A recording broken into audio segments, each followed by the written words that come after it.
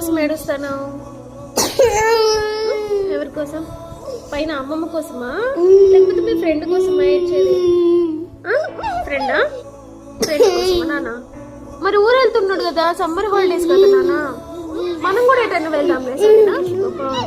నువ్వు ఇప్పుడు అట్లా ఏడవద్దు నాన్న, వచ్చేస్తారు మీ ఫ్రెండ్స్. ఇంకా రేపు ఒక్కరోజే అయితే అయిపోతుంది. ఏడవద్దు. నాలాగే నువ్వు కూడా చాలా మిస్ అవుతావు కదా, ఊరికి ఏడుస్తుంది పాపం.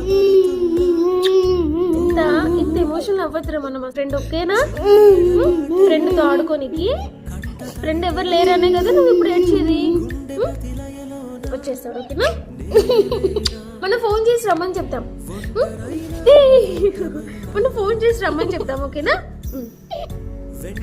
ఏడవద్దు.